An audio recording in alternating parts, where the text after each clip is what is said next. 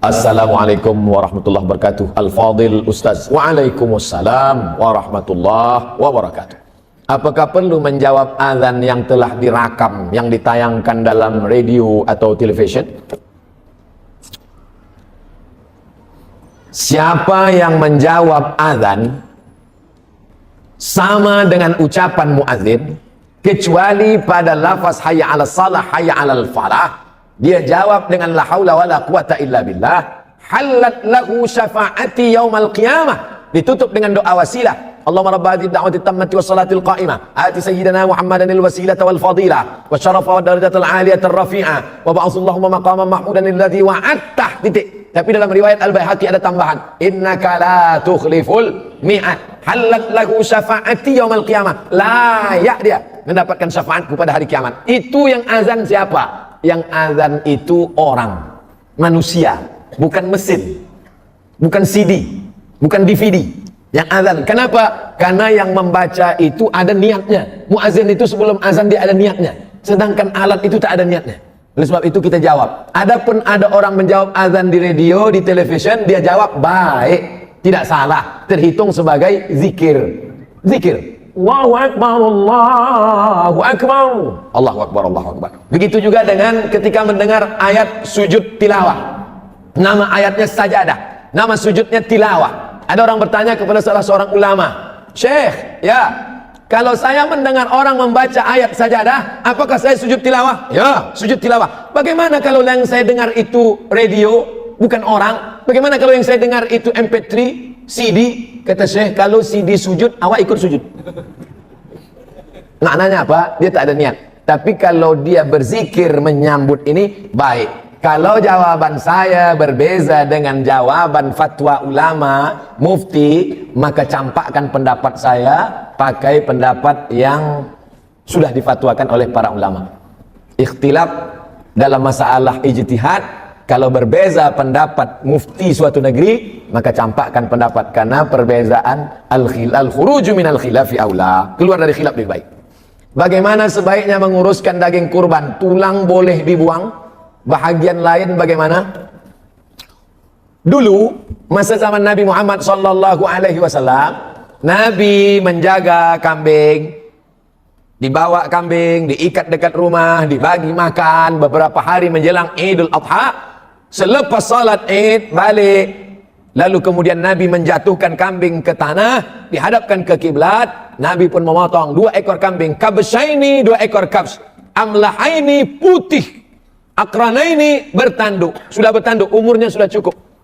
Lalu kan Nabi pun memotong, bismillah, wallahu akbar, Allahumma minka walaka. Kambing pertama, Allahumma taqabbal min Muhammad wa ali Muhammad. Kambing yang kedua, Allahumma taqabbal min Muhammad wa ummati Muhammad sallallahu alaihi wasallam.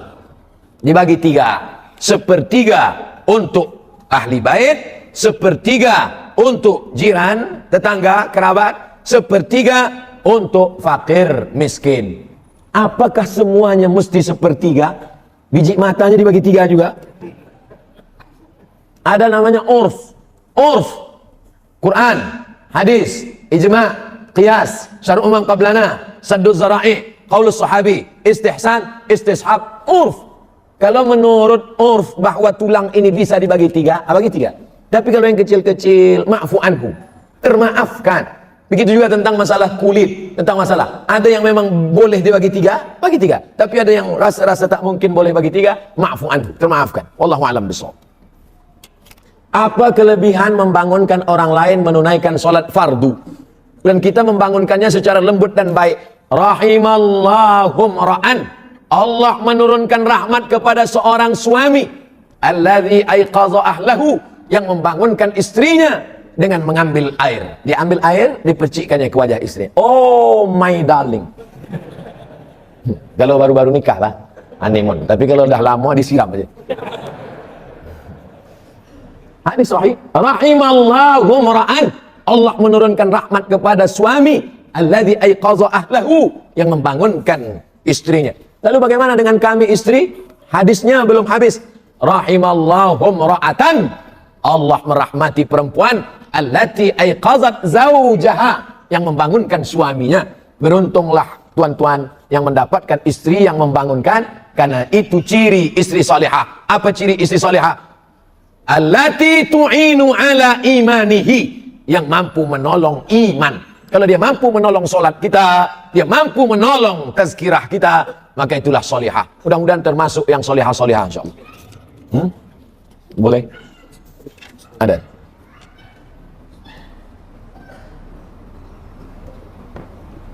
Assalamualaikum Ustaz. Waalaikumsalam warahmatullahi wabarakatuh. Selama hari raya Aidil Adha, sebelumnya mohon maaf kerana ini bukan soalan, tapi di atas soalan.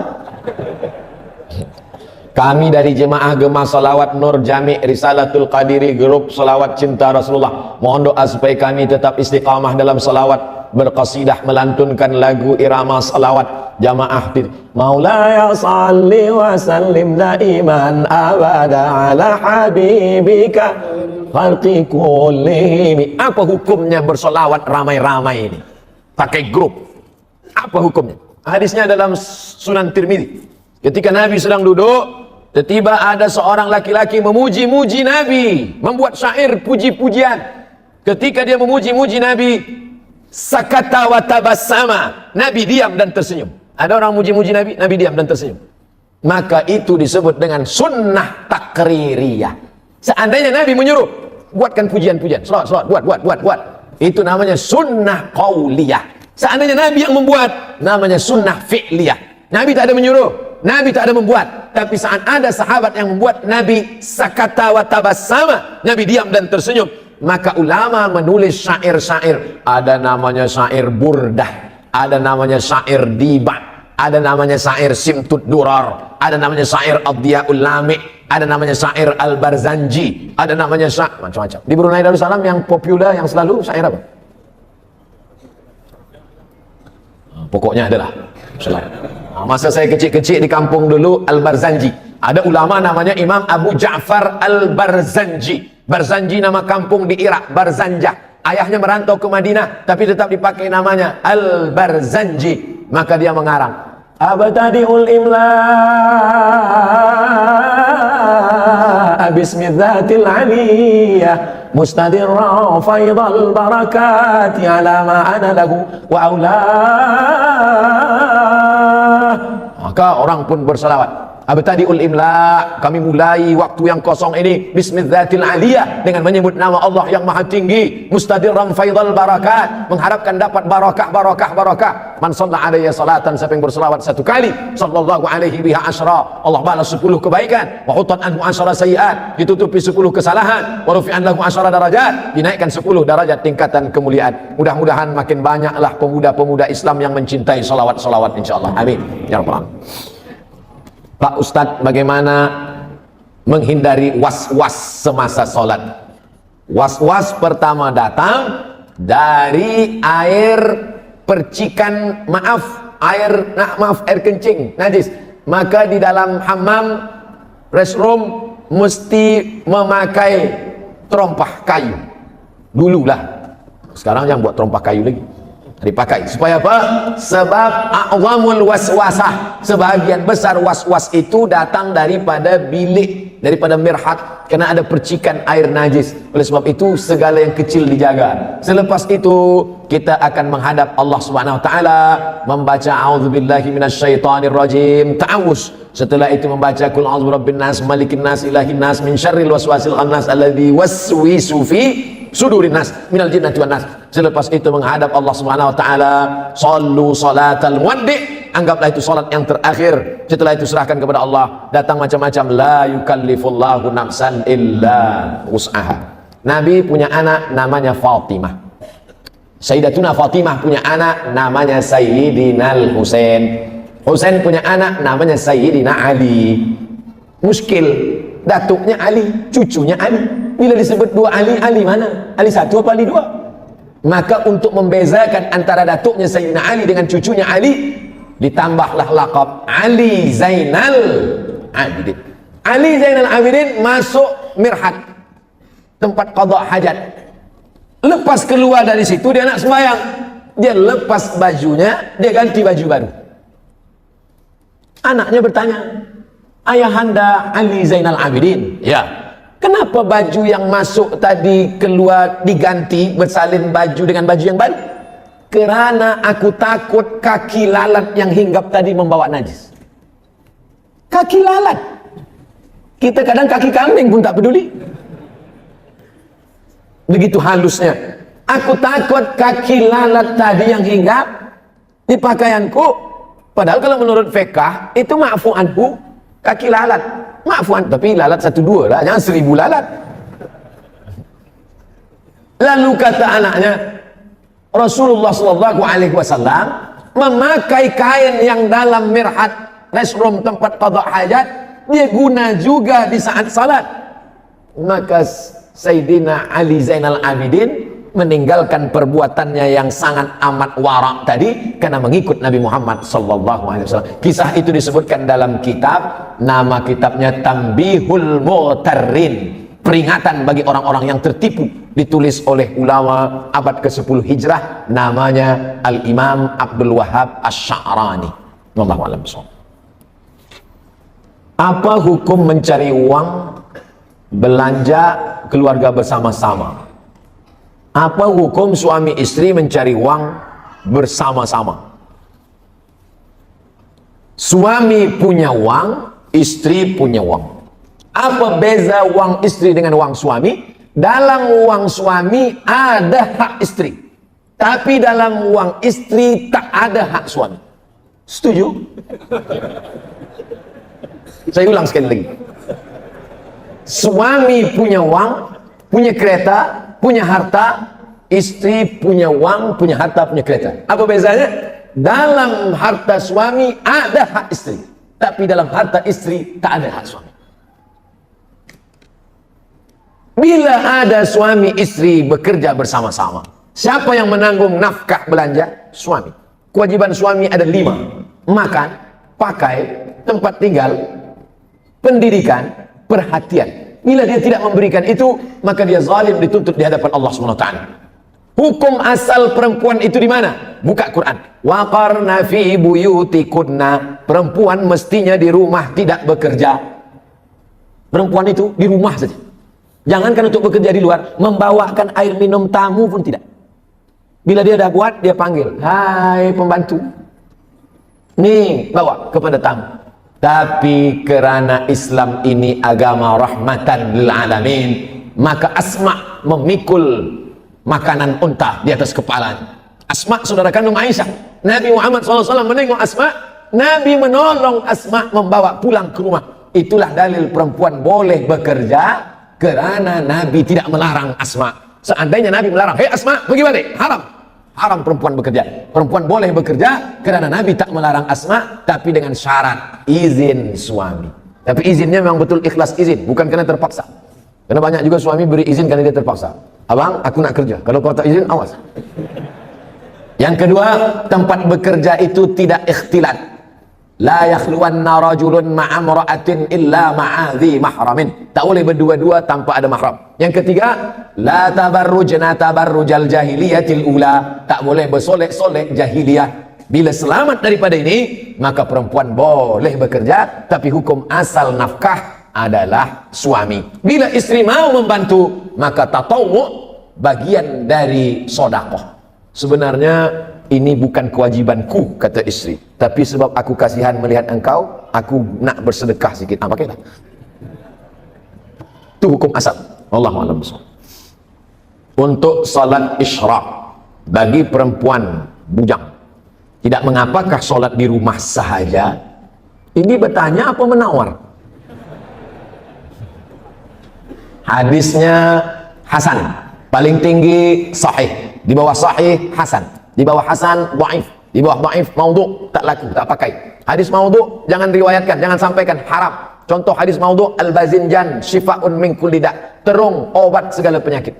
Siapa yang membuat? Yang menjual terung. Man shallal ghadata fi jama'atin, sesiapa sahaja yang sembahyang subuh berjamaah, summa qa'ada, kemudian dia duduk berzikir mengingat Allah hatta tatlu asyam, sampai terbit matahari, summa yusalli rak'ataini, kemudian dia salat sunnah 2 rakaat, kanat lahu ka ajri hajjatin wa umrah, maka dia dapat pahala seperti haji dan umrah. Sampai saat ini saya belum pernah membaca syarah ulama dari Sunan Tirmidzi. Hadisnya ada dalam Sunan Tirmidzi, syarahnya Tuhfatul Ahwazi, atau dalam kitab fiqh lain yang menyatakan boleh keluar daripada 3 syarat. Sembahyang subuhnya mesti berjamaah, kemudian keluar masjid tidak, dia duduk berzikir min Allah sampai terbit matahari, barulah dia salat sunat isyraq 2 rakaat. Isyraq, duha, awabin, waktunya sama, rakaatnya sama, yang berbeza syaratnya saja. Kalau cukup syarat di awal disebut dengan isyraq. Bila dia tak cukup syarat, subuhnya tak ke masjid, atau lepas subuh ke masjid dia balik ke rumah, lepas tu dia salat, namanya duha. Bila panas terik, Sahih Muslim, hina tarmidul fisal, ketika anak unta tak boleh merapatkan perutnya ke pasir sebab kulit perutnya tipis, tak dapat dia tempel ke pasir, anak-anak unta tegak berdiri kena panas, disebut salatul awabin hina tarmidul fisal. Tapi salat awabin ada 2 riwayat. Satu salat awabin Sahih Muslim panas terik, satu lagi salat awabin dari maghrib ke isya.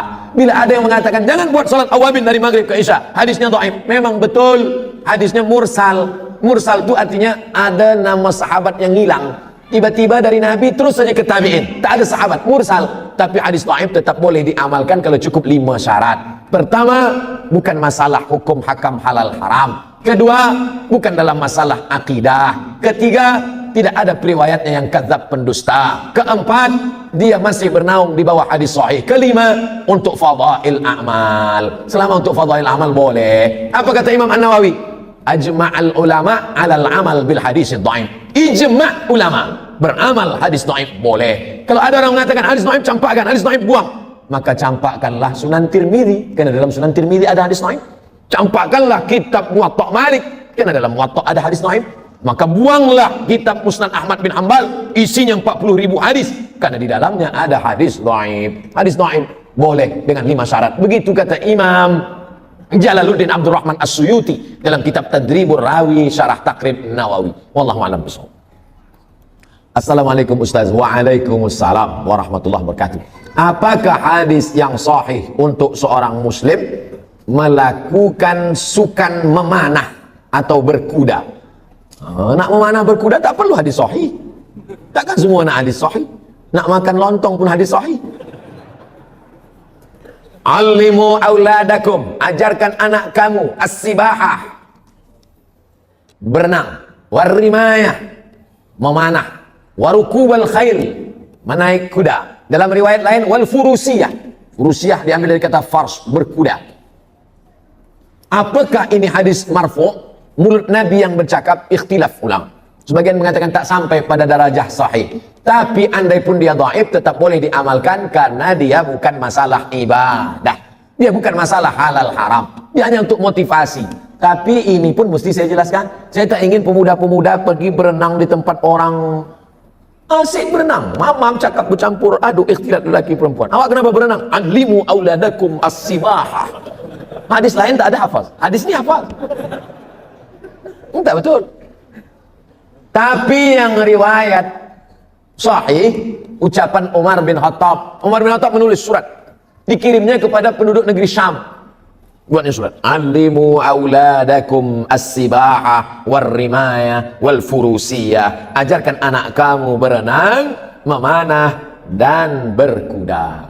Jadi masalah ini jelas. Jadi andai beramal berbuat tak ada kait mengait dengan ibadah mahdah, tak perlu berhajat kepada hadis sahih, ucapan perbuatan ulama, olahraga, sukan, maka ini baik sekali bagi pemuda-pemuda insya-Allah. Apalagi pemuda hawa nafsunya bergejolak, pergi berenang. Kita di Brunei Darussalam tepi laut, pergi berenang ke laut. Kalau sampai ke tengah bukan nafsu hilang, orangnya hilang sekali. Wallahu a'lam. Assalamualaikum Ustaz. Waalaikumsalam warahmatullahi wabarakatuh. Bagaimana caranya berta'aruf dengan ajnabi? Ajnabi yang tak mahram, tak ada hubungan mahram. Lelaki perempuan tak boleh berdua. La yakhluwanna rajulun ma'a imra'atin illa ma'a dhi mahramin. Ajnabi, dia nak kenal, ta'aruf. Bagaimana caranya? Ta'aruf, kalau sesuai ta'aruf, khitbah. Kalau sesuai khitbah, akad. Ta'aruf, khitbah, akad. La yakhtiba rajulun ala khitbati akhi. Tak boleh meminang perempuan yang sudah dipinang orang lain. Assalamualaikum Tuan Haji. Waalaikumsalam. Anak Tuan Haji sudah dipinang orang? Sudah. Saya nak pinang lagi. Berani berapa? Haram. Putus nanti silaturahim. Adapun khitbah, balik dari tazkirah, nampak dari jauh agak cantik, ditanya kepada masyarakat dekat masjid, anak siapa yang tadi pakai tudung apa? Saya tak nak sebut warna, nanti tahu lah. Oh, anak Haji Fulan. Datanglah bertamu. Maka si lelaki ini bagi tahu kepada walinya, si wali tidak bagi tahu kepada anaknya. Sebab bila anaknya tahu tak jadi, nanti malu seumur hidup. Maka si wali panggil anak dia, panggil untuk membawakan air. Lelaki tadi duduk di tempat ruang bilik, ruang tamu. Dia panggillah anak gadis. Oh, Fulanah binti Fulan, cuba ambilkan air putih dulu. Dia bawa. Wala tengok. Begitu dia tengok, oh tak jadilah Tuan Haji. Rupanya saya nampak elok dari jauh. Dari dekat rupanya tak elok. Tungkahul mar'atu li arba', perempuan dinikahi kerana 4. Lima liha, kerana dia kaya. Wali hasabiha, kerana nasab keturunan. Wali jamaliha, kerana cantik. Jangan kau pandang kerana harta, harta akan binasa. Jangan kau pandang kerana nasab, nasab boleh jadi akan berubah. Jangan kau pandang kerana cantik, hari berganti, musim berubah, wajah pun ikut berubah. Fazfar bidzatid din, pandanglah kerana agama, taribat yadaka, selamat engkau. Man talaba akhan bila aibin baqiya bila akhin. Siapa mencari kawan yang tak bercacat, seumur hidup takkan berkawan. Istikharah, tawakkal Allah. Fa idza azamta, kalau kau sudah azam, fatawakkal Allah. Mudah-mudahan yang pemuda-pemuda yang belum berjodoh didekatkan Allah jodohnya, insyaallah. Yang mengucapkan amin yang belum menikah. Yang udah untuk anak-anaknya. Takbir Idul Adha ada yang mengatakan bermula subuh Zulhijjah. Tapi yang sering diamalkan bermula maghrib dan berhenti asar. Allahu Akbar, Allahu Akbar, Allahu Akbar. La ilaha illallah, wallahu akbar. Allahu Akbar walillahil hamd. Kapan? Bila dimulai? Dua pendapat. Pendapat yang pertama, asyuru' ila salah. Ketika pagi berangkat dari rumah akan pergi ke tempat sembahyang. Pendapat yang kedua, tenggelam matahari petang kerana awal hari bukan jam 12 malam. Yang awal hari jam 12 malam itu Masehi. Sedangkan dalam Hijriah awal hari ini hari Ahad. Esok Isnin. Bila Isnin itu bermula? Isnin bermula tenggelam matahari, nanti masuk maghrib. Pendapat yang mengatakan takbir diawali lepas matahari tenggelam kerana 9, 10 Zulhijjah itu berawal dari semalam, manakala matahari Sabtu tenggelam muncul bulan, disitulah dia 9, 10 Zulhijjah. Itu dalil orang yang bertakbir. Di kampung halaman saya Idul Fitri bertakbir dari lepas maghrib, Idul Adha pun begitu juga. Tapi bila ada orang yang membuat takbir pagi akan berangkat, kita pakai yang diamalkan oleh majoriti mazhab Syafi'i adalah dari matahari tenggelam lepas maghrib itu dia. Apakah takbir itu hanya selepas sholat saja? Tidak. Bertakbir Umar bin Khattab di pasar, suk tempat berniaga, hingga bergoncang tiang-tiang pasar tempat berniaga, bertakbir. Maka di rumah pun bertakbir. Tetamu diajak bertakbir. Tadi saya bertamu kepada sahibul bait, sahibul hajat, kami bertakbir dulu. Ini bertakbir ini amat sangat baik. Allahu a'lam bishawab. Bagaimana cara masbuk subuh? Adakah perlu disertakan dengan doa kunut atau tidak? Orang yang mazhab Syafi'i masuk dia ke masjid rakaat kedua. Sami Allahu liman hamidah. Imam pun baca. Allahumma hadina fi man hadait wa afina fi man afait wa tawallana fi man tawallait. Selesai salam. Assalamualaikum warahmatullahi. Si masbuk tegak berdiri. Apakah si masbuk tadi baca kunut atau tidak? Maka si masbuk tadi baca kunut. Kalau gitu kunutnya 2 kali. Ya. Kenapa? Karena manakala dia ikut imam, imam rakaat 2, makmum rakaat 1. Manakala imam salam, dia tegak, itu rakaat 2. Kenapa saat dia tadi ikut imam dia berkunut? Hadis, ju'ilal imamu liyu'tamma bihi, imam diangkat untuk diikuti. Sebenarnya dia tadi itu rakaat pertama, imam rakaat 2. Kenapa dia ikut berkunut bersama imam? Karena posisi dia sebagai makmum. Selepas imam salam dia tegak, itu rakaat kedua bagi dia, maka dia tetap berkunut.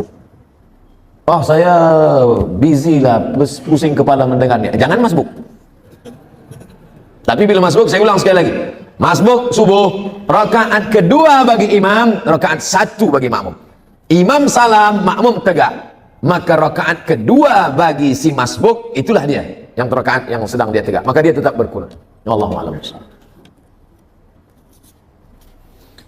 Assalamualaikum warahmatullahi wabarakatuh. Ustaz. Waalaikumsalam warahmatullahi wabarakatuh. Saya pernah sholat taubat semasa umrah. Kenapa sholat taubat masa umrah saja? Sholat taubat. Ma min muslimin yudhnibu dzamban.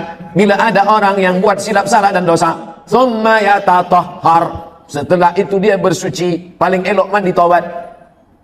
Thumma yusalli rak'ataini, kemudian dia sholat sunat 2 rakaat. Illa ghafarallahu lah, Allah ampunkan dosanya. Setelah membacakan hadis ini, Nabi pun membacakan ayat, walladzina idza fa'alu fahishatan aw zalamu anfusahum dzakarullah fastaghfaru lidzunubihim. Orang-orang yang silap salah kemudian dia bertaubat dan minta ampun kepada Allah, maka Allah mengampunkan dosanya. At-taibu minadz dzambi kama la dzambalah. Orang yang taubat dari dosa seakan-akan seolah-olah tidak berdosa. Oleh sebab itu maka salat sunat taubat laksanakan banyak-banyak, selalu, tidak hanya semasa umrah sahaja. Bagaimana puasa nazar saya yang belum selesai dulu? Adakah perlu diselesaikan? Nazar merubah sunat menjadi wajib. Kurban sunat muakkad. Tapi ketika nazar merubah dari sunat muakkad menjadi wajib. Bila anak saya sehat, saya bernazar berkurban. Tapi kalau tak sihat sampai mati, tak berkurban. Bakhil, pelit. Oleh sebab itu maka nazar yang sudah berubah dari sunat menjadi wajib, maka mesti ditunaikan. Kalau tidak, dia akan menjadi hutang. Siapa yang bernazar puasa, bila saya nanti dapat kerja ini, boleh menikah dengan ini, dapat rezeki beli rumah ini, beli kereta ini, saya puasa 10 hari, meninggal, maka puasanya itu wajib diqadha oleh ahli warisnya. Man mata, sesiapa yang mati, wa alaihi siyamun, dia punya hutang puasa, sama anhu waliyuhu, ahli warisnya. Dalam kitab syarah hadis ini dikatakan yang dimaksud ini puasa nazar pun masuk. Puasa Ramadan apalagi, puasa nazar wajib diqadha oleh ahli waris. Dalam kitab Majmu' Syarah Muhazzab Imam Nawawi, kata Imam Al-Baghawi, dikutip, diambil nukil pendapat Imam Syafi'i, kalau ada orang bernazar, saya bernazar iktikaf 10 malam, selepas dia bercakap mati dia, istrinya atau ahli warisnya tahu, maka 1 malam iktikafnya itu wajib dibayarkan 1 mud beras, 1 mud makanan, makanan. Bila dia orang Makkah, gandum, zabib, qamh, tamar, wajib dibayarkan 1 mud. 1 mud itu 7 ons, 750 gram, wajib dibayarkan. Kalau tidak maka menjadi hutang. Ini dalil tentang wajib membayarkan nazar walaupun sudah mati meninggal dunia. Apalagi hidup, itu maksud saya. Sudah mati aja wajib dibayar, apalagi hidup. 1, betulkah binatang korban jadi tunggangan di akhirat nanti? Nanti bila kita berkurban, maka binatang ini nanti akan menjadi tunggangan kita di akhirat. Ada hadis, ada pendapat ulama, ada ijtihad ulama. Ada seorang ulama yang tidak mau, pokoknya dia kalau sudah keluarkan fatwa tak boleh tawar menawar. Berkurban mesti 7 orang dalam 1 ekor lembu. Bagaimana kalau ditambah dengan kambing? Oh, tak boleh, karena nanti dia akan tunggangan dia lembu. Kita sekarang berhadapan dengan orang yang rasional. Saya tak nak 1 lembu dengan awak lah. Dia berpikir. Ini memahami targhib wa tarhib, motivasi. Targhib bagi motivasi, tarhib membuat takut. Nah, jadi cerita tentang hewan kurban menjadi tunggangan itu ada dalam kitab, tapi memahaminya secara akli itu boleh membuat orang nanti menjadi ikhtilaf, karena ini maknanya motivasi, membagi kita semangat supaya seperti dalam perjalanan di dunia saja kita tak nak berjalan kaki, apalagi nanti di akhirat. Adapun yang kita alami nanti di akhirat itu, mala a'yunun ra'at, tak pernah ditengok mata, wala udhunun sami'at, tak pernah didengar telinga, wala khatara ala qalbi bashar, tak pernah terlintas di hati manusia. Dua, korban itu fadilatnya apa? Ma'amila adamiyun min amalin, tidak ada amal anak Adam, manusia, yang paling mulia hari ini, yauman nahri, hari ini tanggal 10 ini, min iraqatid dam, menumpahkan darah. Amal yang paling mulia menumpahkan darah. Makna menumpahkan darah? Menumpahkan darah hewan kurban. Wa innaha la ta'ti yaumal qiyamah, hewan kurban itu nanti akan datang pada hari kiamat. Dia datang, kambing-kambing yang dipotong tadi akan datang pada hari kiamat, biquruniha, dengan tanduknya, wa azfariha, dengan kukunya, wa as'ariha, dengan bulunya. Kukunya, tanduknya, bulunya, sampah yang dicampakkan datang, apalagi dagingnya, apalagi kulitnya, apalagi lemaknya, apalagi otaknya, jantungnya, semua akan bersaksi di hadapan Allah bahwa orang ini pernah beramal. Lalu kemudian wa innad dama la yaqa'u minallah bimakan qabla an yaqa' minal ard, dipotong, menetes darah dari ujung pisau, secepat kilat jatuh ke tanah. Ada yang lebih cepat, wa innad dama la yaqa'u minallah bimakan qabla an yaqa' minal ard, sebelum darah menetes jatuh ke tanah, ampunan Allah lebih dulu turun kepada orang yang berkurban. Fatibu biha nafsan, sucikanlah diri kamu dengan berkurban. Mensucikan diri dengan haji dan umrah, mensucikan diri dengan salat, tapi ada satu lagi, mensucikan diri dengan berkurban. La yanallahu luhumuha, Allah tidak mau dagingnya, wala dima'uha, Allah tak mau darahnya, walakin yanaluhu taqwa minkum, yang sampai kepada Allah itu adalah ketakwaan dari orang-orang yang berkurban. Apa fadilah akikah? Kullu mauludin rahinatun bi aqiqatihi, setiap anak tergadai, anak-anak kita tergadai dengan akikahnya. Kalau cincin tergadai, tebus. Kalau kereta tergadai, tebus. Bagaimana menebus anak yang tergadai? Tulbahu anhu yauma sabi'ihi, sembelihkan kambing hari yang ketujuh. Yuhlaku, cukurkan rambutnya. Wa yusamma, kasih nama yang elok, yang baik. Laki-laki 2 ekor kambing, perempuan 1 ekor, mazhab Syafi'i. Mazhab yang lain kita ikut afdal mazhab Syafi'i. Lalu kemudian setelah itu bagaimana harinya? Afdal 7. 7 tak boleh, 14. Hari ke-14 pun tak boleh, 21. 21 pun tak juga tak boleh, busy, sibuk, tak ada macam-macam. Tak usah tengok tarikh lagi. Sebulan, 2 bulan, setahun, 2 tahun. Saya dah 50 tahun Ustaz. Dulu masa kecil belum ada akikah, sekarang buat akikah. Oh sekarang tak usah dulu sebab banyak kambing. Tunggu agak sebulan 2 bulan, beli kambing, akikah. Umur 50 tahun. Tapi potong kambing saja, jangan nak minta ayun. Nah, dulu orang akikah di ayun. Umur 50 di ayun, patah tiang ayun. Minta nasihat bagi orang yang selalu meninggalkan, mengambil ringan tentang salat. Man taraka salata muta'ammidan, siapa yang meninggalkan salat secara sengaja, faqad kafara jihara, maka kafirlah dia secara nyata. 2, la kafarata laha illa dzalik, salat tak boleh ditebus dengan haji, salat tak boleh ditebus dengan zikir. La kafarata laha, tak ada yang dapat membayar salat kecuali salat itu sendiri. Mazhab 4 sepakat, Hanafi, Maliki, Syafi'i, Hambali, salat yang lama-lama dulu wajib diqadha, wajib diganti. Lepas salat zuhur, qadha zuhur. Usolli fardhu zuhri 4 raka'atin qadha'an. Oh, Ustaz Somad tadi qadha lah. Itu jamak qasar sebab nak musafir. 3, bahwa orang yang meninggalkan salat menghancurkan agama. Nanti bila tuan-puan sampai ke Raudhah, tempat mihrab Nabi sujud, tengok di tiang sebelah kiri ada tulisan as-salatu imaduddin, salat tiang agama. Kenapa masjid megah, mewah, cantik kita boleh ada di dalam? Kerana ada tiang yang kuat. Kalau ma'uzubillah tiang ni iman, tiang adalah salat, maka hancur salat sebab tiangnya lapuk. Maka Abu Bakar Siddiq ketika dia naik menjadi khalifah, apa khutbah dia? Qumu ila salatikum yarhamkumullah, tegakkan salat, rahmat Allah turun. Nabi sebelum meninggal apa pesan dia? As-salah, as-salah. Sejalan antara pesan Nabi dengan pesan Sayyidina Abu Bakar Siddiq, salat, salat. Jangan terima menantu yang tak sembahyang. Yang sudah diterima, apa boleh buat? Ajak-ajak aja lah sembahyang. Karena dia akan menjadi imam, akan menjadi pemimpin, akan menjadi panutan, akan menjadi contoh suri tauladan. Semuanya diberikan rahmat dan keberkatan dari Allah. Assalamualaikum Ustaz. Waalaikumsalam warahmatullahi wabarakatuh. Semoga kita semuanya diberikan rahmat dan keberkatan dari Allah. Amin ya rabbal alamin. Apa hukum menyokong pasukan bola sepak Manchester United yang lambangnya ada setan? Tanduk setan. Apakah setan itu bertanduk?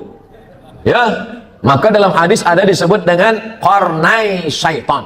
Qarn, tanduk. Qarnai, dua tanduk setan. Bila waktu dua tanduk setan, maka kita tak boleh salat. Haram salat waktu dua tanduk setan. Bila itu? Ini bumi. Manakala matahari naik, maka itu disebut dengan dua tanduk setan. Waktu matahari naik, haram salat. Kerana waktu itu dipakai oleh orang kafir musyrik jahiliyah untuk menyembah berhala. Lata, Uzza, Manat, Hubal, Jibti, Taghut, Naham. Ini matahari naik, matahari bulat. Datanglah setan menghampiri. Ini matahari. Maka disebut dia dengan qarnai syaitan. Kalau menyamai waktunya saja haram, menyerupai waktunya saja haram, apalagi memakai gambarnya, memakai simbolnya. Man tashabbaha biqaumin, siapa yang menyerupai suatu kaum, fahuwa minhum, maka dia bagian dari kaum itu. Yang paling menyakitkan adalah wa husyira ma'ahum yaumal qiyamah, dia akan dibangkitkan nanti pada hari kiamat. Na'udzubillah. Dulu ada baju Liverpool yang ada lambang minuman arak. Kita minum teh aja lah. Nabi melarang menggunakan al-hantami, menggunakan dubah. Kenapa dilarang menggunakan itu? Karena ini adalah tempat khamar pada zaman jahiliyah. Diambil labu, orang Brunei sebut labu juga.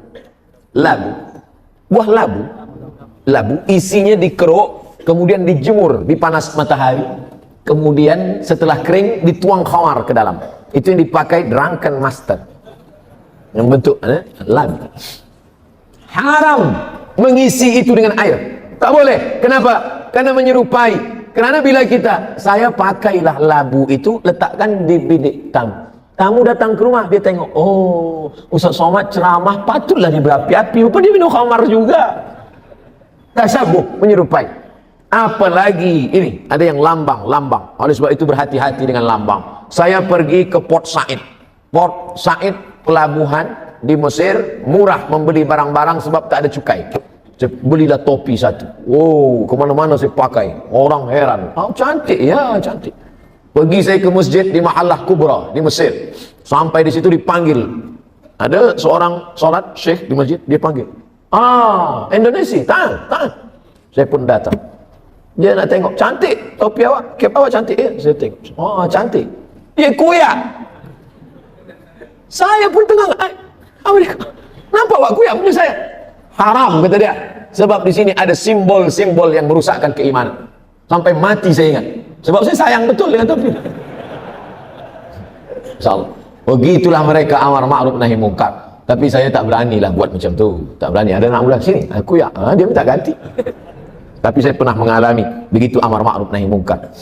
Assalamualaikum Ustaz. Waalaikumsalam. Saya pernah tak sampai membayar 5 hari puasa. Jadi sekarang bagaimana saya harus membayar puasa saya yang tinggal? Siapa yang puasa 6 hari di bulan Syawal, puasa qadha dia, nawaitu sauma ghadin qadhaan. Aku puasa esok hari mengqadha. Qadha mengganti yang hilang dulu. Di bulan Syawal dia puasa qadha 6 hari. Automatically maka dia sudah dapat puasa 6 hari sunat di bulan Syawal. Begitu kata Imam Abu Zakaria Al-Ansari, dan dinukil oleh Syekh Atiyah Saqar dalam kitab Fatawa Al-Azhar. Nanti hari Isnin esok tak boleh puasa. Isnin tak boleh, Selasa, Rabu tak boleh, Khamis puasa. Niatnya qada. Nawaitu shauma ghadin qadaan. Aku niat esok puasa qada hari Khamis, maka automatically dia dapat dua. Qada dia cash dia bayar dan dapat pahala puasa Isnin. Oleh sebab itu hari Khamis, Isnin, Khamis, Isnin, Khamis, Isnin, dah habis 5 hari. Apa susah-susah? Nah, elok kita puasa Khamis nanti untuk menghilangkan kolesterol kambing-kambing yang 3 hari. Apa hukum anak, maaf cakap, luar nikah dikategorikan anak yatimkah dia? Siapa yatim itu? Hadis riwayat Imam Abu Daud. Man mata abuhu walam yablughul hulum. Itu definisi yatim. Itu makna yatim. Siapa yatim itu? Mata abuhu, mati, meninggal dunia, wafat ayahnya, walam yablughul hulum, dan dia belum akil baligh. Mata, meninggal, bukan hilang. Hilang atau tak ada ayahnya, maka dia bukan yatim. Walam yablughul hulum, dan walam yablughul hulum, belum akil baligh. Itu definisi ulama. Dari mana mereka buat ini? Dari hadis. Hadis Sunan Abi Daud, la yutma ba'dal ihtilam. Tidak yatim lagi selepas ihtilam. Ihtilam, maaf cakap, mimpi akil baligh. Pendapat kedua, pendapat Ibnu Abbas. Pendapat kedua, pendapat Ibnu Abbas. Anak yatim meninggal ayahnya, selepas akil baligh tetap yatim walaupun tumbuh janggutnya. Selama dia susah, dia tetap yatim. Tapi pendapat kedua ini tak saya pakai, sebab boleh dipesongkan oleh orang. Nah, nanti banyak orang berjanggut datang. Awak nak minta apa? Saya ni yatim juga lagi. Oleh sebab itu maka kita pilih pendapat pertama.